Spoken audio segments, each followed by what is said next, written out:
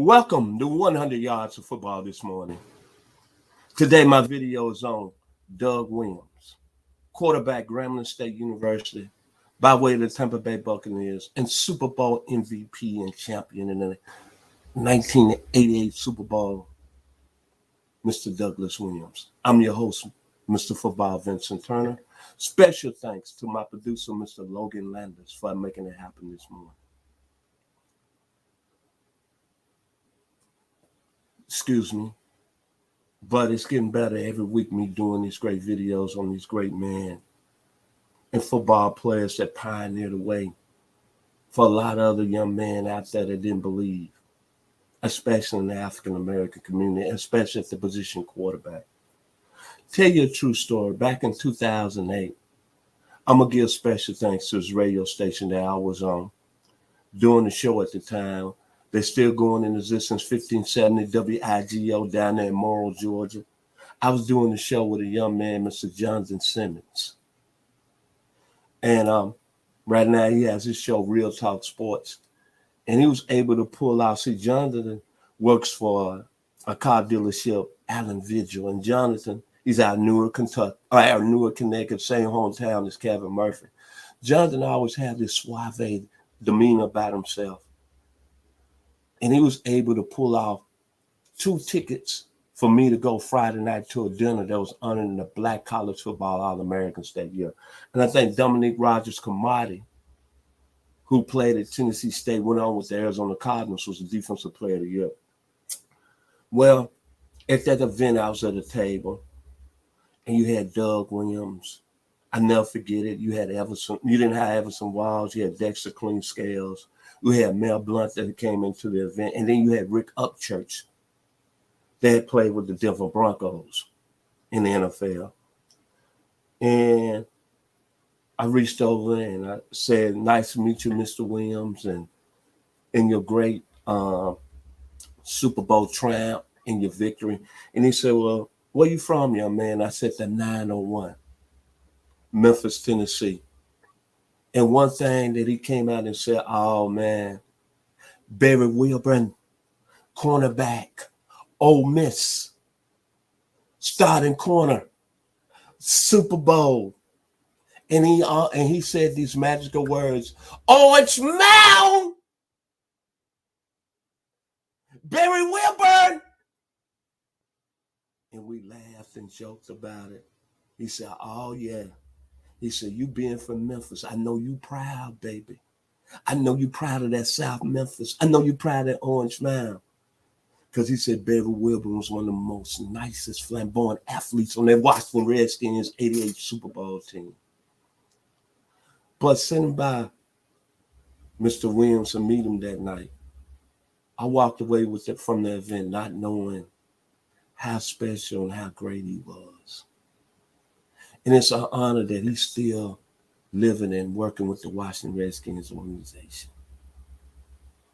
But his journey, after I did my research on Mr. Doug Williams the last 2 days, is just unbelievable, man.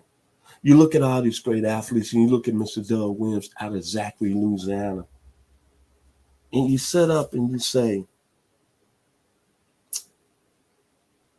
wow. The challenges and where they come from and what makes them driven.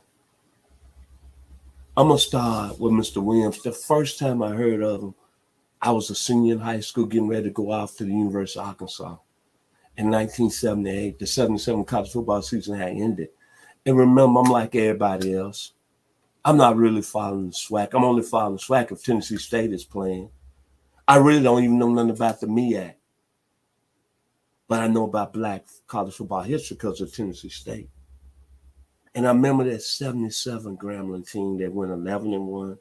And I remember people down in the SWAC, as they won the conference that year, I believe, stating that this Grambling team could play with anybody in the country. Especially that team that won the national championship on the collegiate level in Notre Dame. And they had a quarterback by the name of Joe Montana. But that Grambling team in 77, they had Robert Woods, they had Mike Smith, They had Carlos Pennywell. They had Gary Big Head Johnson was a teammate of Doug, but he had left, and they had Ron Singleton. All those guys played in the National Football League. Then I looked at Doug Williams when he was quarterback, and he comes from Zachary, Louisiana. And the thing about it, Zachary is about 5-10 miles outside Baton Rouge, Louisiana. And LSU is in Baton Rouge. And they didn't offer Doug Williams a scholarship. But during Doug years at Grambling, where he was 3-time SWAC Player of the Year, offensively, LSU had Pat Lyons at quarterback, David Woodley at quarterback, and Steve Insminger at quarterback. And something else I didn't know. Louisiana Tech didn't want him. No school in the SEC didn't want him. This guy about 6'4", 225 pounds. Look at him, lean and mean. He only had, from my understanding, another gentleman told me, Mr. Mark Denham, outstanding voice of the SWAT, Harlem Globetrotters, Home Depot, told me he only had one offer.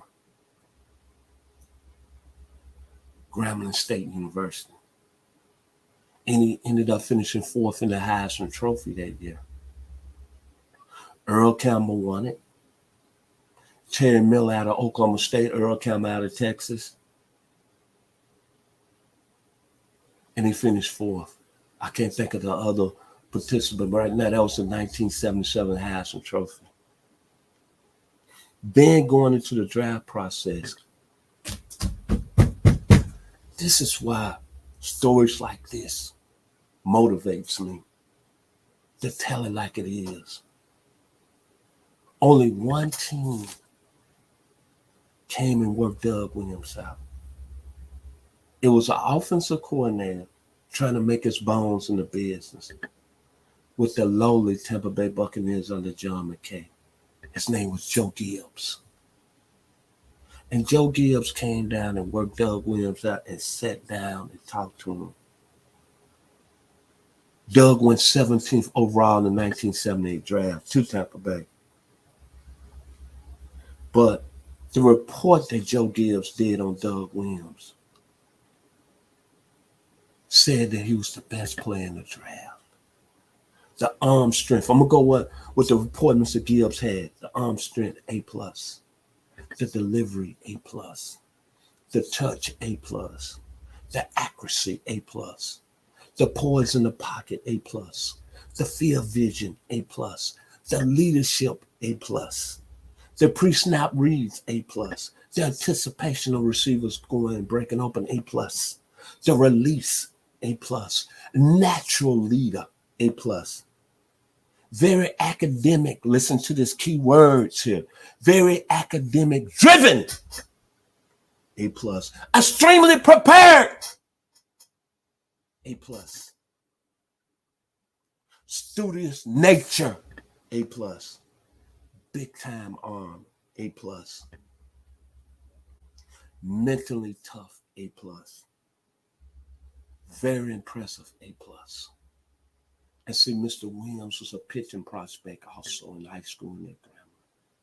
Some people say he was on the level of the young man out of Omaha, Nebraska, that played for my favorite Major League Baseball team, the St. Louis Cardinals, and his name was Big Bad Boy Bob Gibson. That's what Joe Gibbs had in his report, man. And I always thought when Mr. Williams took the job at Morehouse here in Atlanta, I said, why Morehouse? That doesn't fit Doug Williams, him being the head coach. This is after his career at Morehouse. And then I think about what I found out. When he was at Grambling, he graduated in 3 years. 3 years. 3 and a half, 3 years. His second semester, As he getting ready for the draft, he's working on his master's. Academic All-American. And the thing that stuck out is that word on the street. When he was a student, and now I understand why Eddie Robinson loved him so much. This is unbelievable. He was the first student there in the classroom. If you think I'm telling a story, go check behind me and ask the people at Grambling. The first student in the class and the first one up in the front of the class. And the best note taker. It's Doug Williams. See, God chose a special people, man. Now I understand why he feels a certain way. He gets drafted to the Tampa Bay Buccaneers. Of course, his career didn't end up good. Career 100 touchdowns, 73 interceptions, only close to 17,000 passing yards. Excuse me, it might be more than that. I might be off on that. But the thing about Doug Williams, he took Tampa Bay to the playoffs 3 out of the 5 years he was there. And it's something that I look at it back then, me being in college and not understanding the plight as the black quarterback in the National Football League. He had a contract dispute with the Tampa Bay Buccaneers and they owner Hugh Kozel House. And this is what really sad. At the time, Mr. Williams was making $120,000 a year. There was 12 backups making more money than he was in the National Football League. And then during the process, he lost his wife through an aneurysm. He lost his wife during an aneurysm during his contract negotiations with Tampa Bay. Never went back and played with Tampa Bay. And then I found out they didn't even want to, they were fighting him on $450,000, between $400,000 and $450,000. The highest paid quarterback was making $600,000 at the time. You can look at the records. I can't remember who it was.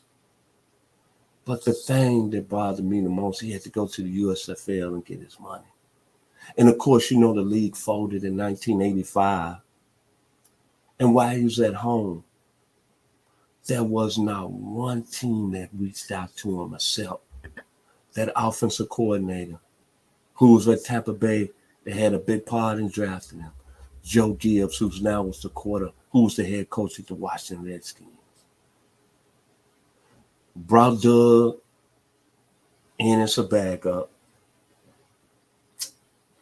And there was a tremendous quarterback controversy, especially in the strike-shortened season 87 between the starter, Dre Shader, and Doug Williams. Make a long story short, Jay Schrader didn't like Doug Williams. But I give Joe Gibbs all the credit in having the strength to name Doug the starter in the playoffs. Doug really didn't have great numbers. But he knew something about him because of that report he did from his NFL pre-profile report. Extremely prepared, natural leader, field vision, and a leadership. And that Redskin team took off. Beat the Chicago Bears. Beat the Minnesota Vikings in a very emotional game. But think of all them characters that rallied behind that Redskins Super Bowl team. You had Dexter Manley, Charles Mann, Alvin Walton, Todd Bowles. Now the coach at Tampa Bay. How ironic is that?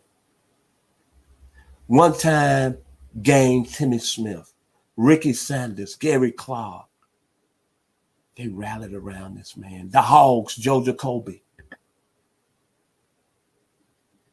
Riley McKenzie, Knoxville's finest. And of course, Barry Webb in the 901. And I remember watching that game in a little town in Philadelphia, Tennessee. I was married at the time. First wife was from that area. About, I say, 70 miles from Chattanooga. And I was in the living room of one Miss Barbara Kerr, outstanding woman. And down there during the time, my daughter had just been born, Ashley. And I was in the living room watching the game with my ex-brother-in-law, Danny Kerr. Much love, brother. And he was going with the Broncos. And I was kind of agree with him because I said they had a huge advantage at the quarterback position, John Elway.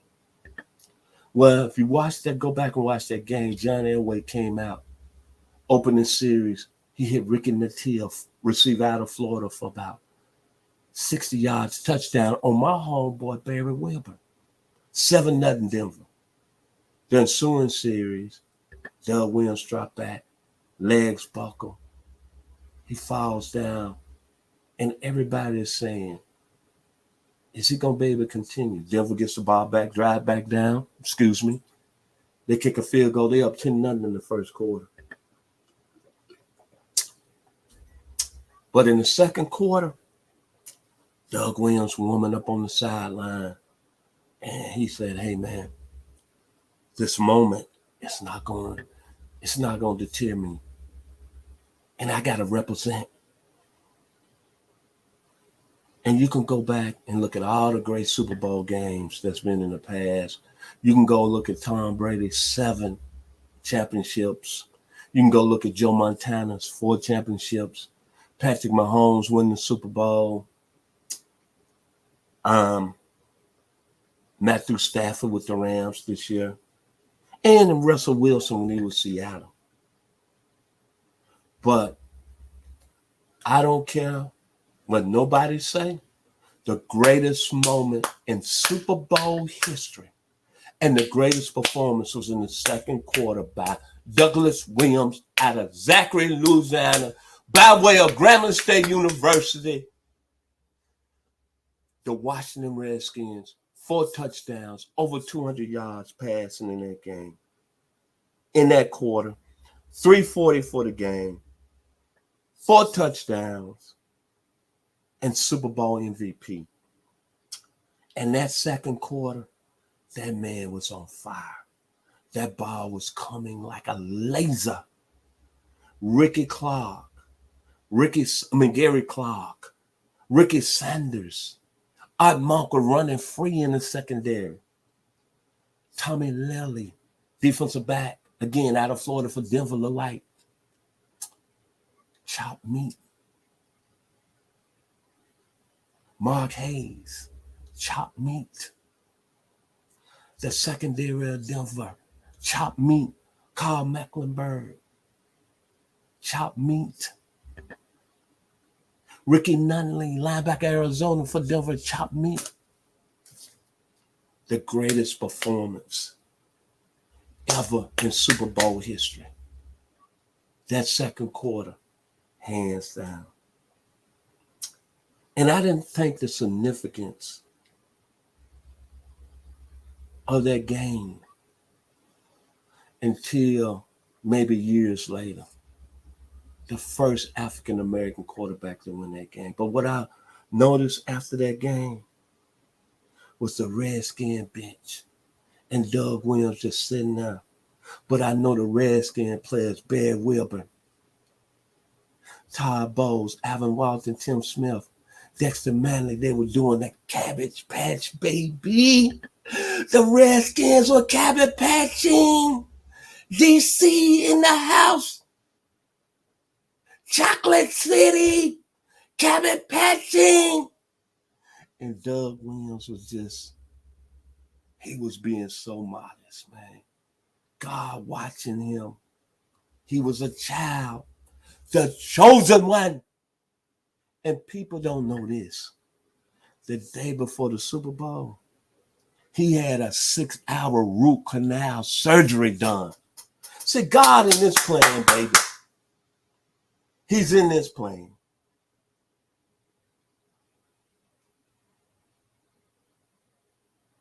I can understand